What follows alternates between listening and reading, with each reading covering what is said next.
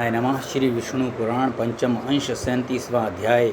ऋषियों का शाप, यदुवंश विनाश तथा भगवान का स्वधाम सिधारना। श्री पराशर जी बोले, हे मैत्रेय, इसी प्रकार संसार के उपकार के लिए बलभद्र जी के सहित श्री कृष्णचंद्र ने अदैत्यों और दुष्ट राजाओं का वध किया तथा अंत में अर्जुन के साथ मिलकर भगवान कृष्ण ने 18 अक्षौहिणी सेना को मारकर पृथ्वी का भार उतारा। इस प्रकार संपूर्ण राजाओं को मारकर पृथ्वी का भारावतरण किया और फिर ब्राह्मणों के शाप के विष से अपने कुल का भी संहार कर दिया।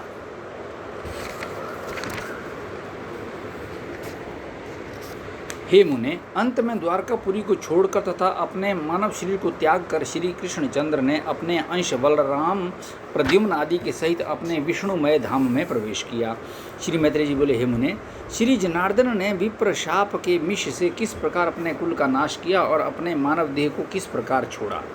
श्री पराशर बोले, एक बार कुछ यदु कुमारों ने महातीर्थ पिंडारक क्षेत्र में विश्वामित्र, कण्व और नारद आदि महामुनियों को देखा।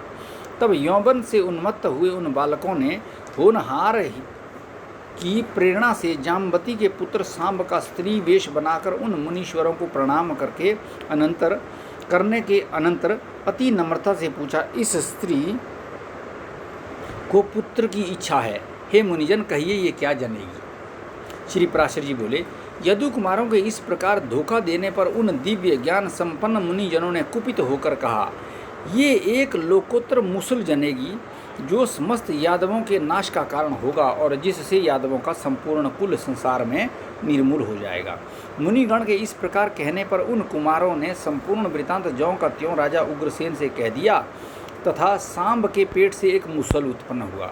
उग्रसेन ने उस लोहमय मुसल का चूर्ण करा डाला और उसे उन बालकों ने ले जाकर समुद्र में फेंक दिया। उससे वहाँ बहुत से सरकंडे उत्पन्न हो गए। यादवों द्वारा चूर्ण किए गए इस मूसल के लोहे का जो भाले की नोक के समान एक खंड चूर्ण करने से बचा, उसे भी समुद्र ही में फिकवा दिया। उसे एक मछली निगल गई। उस मछली को मच्छेरों ने पकड़ लिया तथा चीरने पर उसके पेट से निकले हुए उस मूसल खंड को जरा नामक व्याध ने ले लिया। भगवान मधुसूदन इन समस्त बातों को यथावत जानते थे, तथापि उन्होंने विधाता की इच्छा को अन्यथा करना न चाहा। इस समय देवताओं ने वायु को भेजा। उसने एकांत में श्री कृष्णचंद्र को प्रणाम करके कहा, भगवान, मुझे देवताओं ने दूत बनाकर भेजा है। हे विभो, वसुगण, अश्विनी कुमार, रुद्र, आदित्य, मरुदगण और साध्या आदि के सहित इंद्र ने आपको जो संदेश भेजा है वह सुनिए।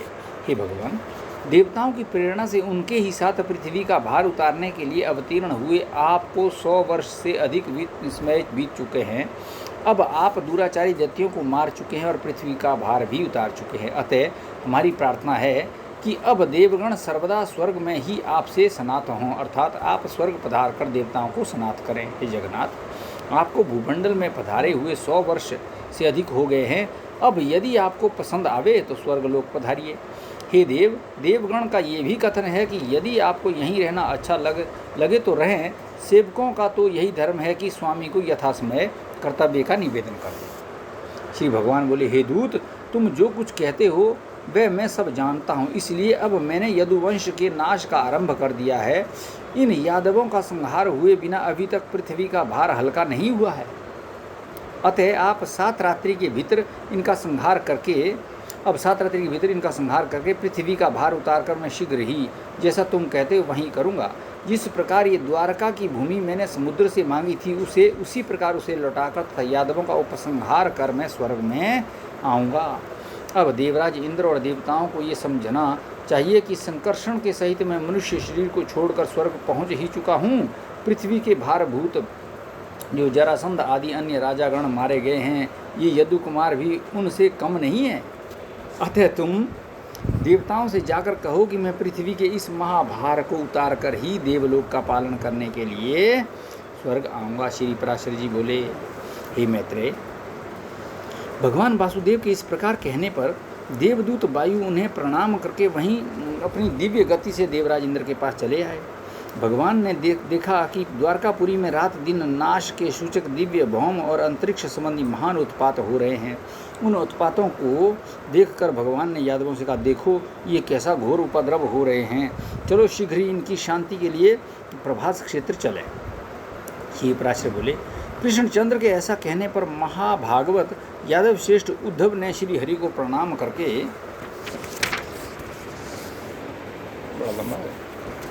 कहा, भगवान मुझे ऐसा प्रतीत होता है कि अब आप इस कुल का नाश करेंगे, क्योंकि हे अच्युत इस समय सब और इसके नाश के सूचक कारण दिखाई दे रहे हैं, अतः मुझे आज्ञा दीजिए कि मैं क्या करूं। श्री भगवान बोले, हे उद्धव अब तुम मेरी कृपा से प्राप्त हुई दिव्य गति से नर नारायण के निवास स्थान गंधमादन पर्वत पर जो पवित्र बद्री का आश्रम क्षेत्र है वहाँ जाओ। पृथ्वी तल पर वही सबसे पावन स्थान है, वहाँ पर मुझ में चित्त लगाकर तुम मेरी कृपा से सिद्धि प्राप्त करोगे। अब मैं भी इस कुल का संहार करके स्वर्गलोक को चला जाऊंगा। मेरे छोड़ देने पर संपूर्ण द्वारका को समुद्र जल में डुबो देगा। मुझसे भय मानने के कारण केवल मेरे भवन को छोड़ देगा। अपने इस भवन में मैं भक्तों की हित कामना से सर्वदा निवास करता रहूँगा। श्री पराशर जी बोले, भगवान के ऐसा कहने पर उद्धव जी उन्हें प्रणाम कर तुरंत ही उनके बतलाए हुए तपोवन श्री नर नारायण के स्थान को चले गए। हे द्विज, तदंतर कृष्ण और बलराम आदि के सहित संपूर्ण यादव शीघ्रगामी रथों पर चढ़कर प्रभास क्षेत्र में आए। वहां पहुंचकर कुकुर, अंधक और वृषणी आदि वंशों के समस्त यादवों ने श्री कृष्णचंद्र की प्रेरणा से महापान और भोजन किया। पान करते समय उनमें परस्पर कुछ विवाद हो जाने से वहाँ कुवाक्य रूप ईंधन से युक्त प्रलयकारिणी कलहाग्नि धधक उठी। श्री मैत्रेय जी बोले, हे द्विज, अपना अपना भोजन करते हुए उन यादवों में किस कारण से कलह यानी वाग युद्ध अथवा संघर्ष हाथापाई हुआ, सो आप कहिए। श्री पराशर बोले, मेरा भोजन शुद्ध है, तेरा अच्छा नहीं। इस प्रकार भोजन के अच्छे बुरे की चर्चा करते करते उनमें विवाद परस्पर और हाथापाई हो गई। तब वे दैवी प्रेरणा से विवश होकर आपस में क्रोध से रक्त नेत्र हुए एक दूसरे पर शस्त्र प्रहार करने लगे, और जब शस्त्र समाप्त हो गए तो पास ही में उगे हुए सरकंडे ले लिए। उनके हाथ में लगे हुए वे सरकंडे वज्र के समान प्रतीत होते थे।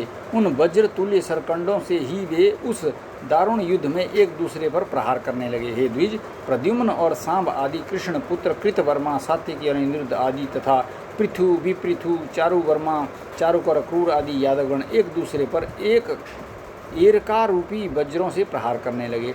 जब श्री हरि ने उन्हें आपस में लड़ने से रोका तो उन्होंने उन्हें अपने प्रतिपक्षी का सहायक होकर आए हुए समझा और उनकी बात की अवहेलना कर एक दूसरे को मारने लगे। कृष्णचंद्र ने भी कुपित होकर उनका वध करने के लिए एक मुट्ठी सरकंडे उठा लिए। वे मुट्ठी भर सरकंडे लोहे के मूसल के समान हो गए। उन मूसल रूप सरकंडों से श्री कृष्णचंद्र संपूर्ण आतताई यादवों को मारने लगे तथा अन्य समस्त यादव भी वहां आकर एक दूसरे को मारने लगे।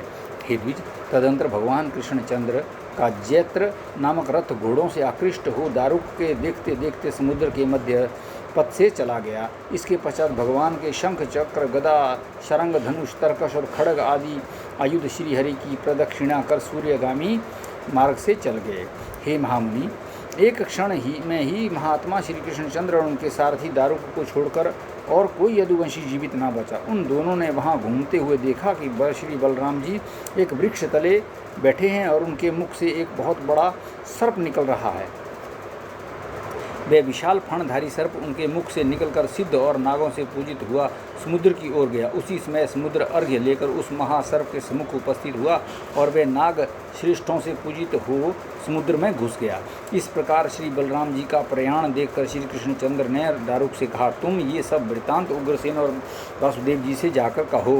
बलभद्र जी का निर्णय, यादवों का क्षय और मैं भी योगस्थ होकर शरीर छोड़ूंगा, ये सब समाचार उन्हें जाकर सुनाओ। संपूर्ण द्वारकावासी और आहुक यानी उग्रसेन से कहना कि अब इस संपूर्ण नगरी को समुद्र डुबो देगा, इसलिए आप सब केवल अर्जुन के आगमन की प्रतीक्षा और करें तथा अर्जुन के यहाँ से लौटते ही फिर कोई भी व्यक्ति द्वारका में न रहे। जहाँ वे कुरुनंदन जहाँ जाएं वे सभी लोग वहाँ चले जाएं। कुंती पुत्र अर्जुन से तुम मेरी ओर से कहना कि अपने सामर्थ्य अनुसार तुम मेरे परिवार के लोगों की रक्षा करना, और तुम द्वारकावासी सभी लोगों को लेकर अर्जुन के साथ चले जाना। हमारे पीछे वज्र यदुवंश का राजा होगा। श्री पराशर जी बोले, भगवान श्री कृष्णचंद्र के इस प्रकार कहने पर दारुक ने उन्हें बारंबार किया और उनकी अनेक परिक्रमाएं कर उनके कथनानुसार चला गया। उस महाबुद्धि ने द्वारका में पहुंचकर संपूर्ण वृत्तांत सुना दिया और अर्जुन को वहां लाकर वज्र को राज्याभिषिक्त कर दिया। इधर भगवान श्री कृष्णचंद्र समस्त भूतों में व्याप्त वासुदेव स्वरूप पर ब्रह्म को अपने आत्मा में आरोपित कर उनका ध्यान किया तथा हे महाभाग, हे पुरुषोत्तम, लीला से ही इन अपने चित्त को निष्प्रपंच परमात्मा में लीन कर तूर्य पद में स्थित हुए। हे मुनिश्रेष्ठ, दुर्वासा जी ने श्री कृष्णचंद्र के लिए जैसा कहा था उस द्विज वाक्य का मान रखने के लिए वे अपनी जानुओं पर चरण रखकर योग युक्त होकर बैठे। इसी समय जिसने मूसल के बच्चे हुए तोमर बाण में लगे हुए लोहे के टुकड़े के आकार वाले लोहखंड को अपने बाण की नोक पर लगा दिया था, वह जरा नामक व्याध वहाँ आया। हे द्विजेतम, उस चरणों को मृगाकार देख उस व्याध ने उसे दूर ही से खड़े खड़े उसी तोमर से बींद डाला, किंतु वहां पहुंचने पर उसने एक चतुर्भुजधारी मनुष्य देखा। ये देखते ही वे उनके चरणों में गिरकर बारंबार उनसे कहने लगा, प्रसन्न होइए, मैंने बिना जाने ही मृग की आशंका से ये अपराध किया, कृपया क्षमा कीजिए, मैं अपने पाप से दग्ध हो रहा हूँ, आप मेरी रक्षा कीजिए। श्री पराशर जी बोले, तब भगवान ने उससे कहा, लुब्धक, तू तनिक भी ना डर, मेरी कृपा से तू अभी देवताओं के स्थान स्वर्गलोक को चला जा। इन भगवद वाक्यों के समाप्त होते ही वहाँ एक विमान आया, उस पर चढ़कर वह व्याध भगवान की कृपा से उसी समय स्वर्गलोक को चला गया। उसके चले जाने पर भगवान श्री कृष्णचंद्र ने अपने आत्मा को अव्यय, अचिंत्य, वसुदेव स्वरूप, अमल, अजन्मा, अमर, अप्रमेय, अखिलात्मा और ब्रह्म स्वरूप विष्णु भगवान में लीन कर त्रिगुणात्मक गति को पार करके इस मनुष्य शरीर को छोड़ दिया। इति श्री विष्णु पुराणे पंचमंशे सप्तत्रिंशो अध्यायः 38वां अध्याय।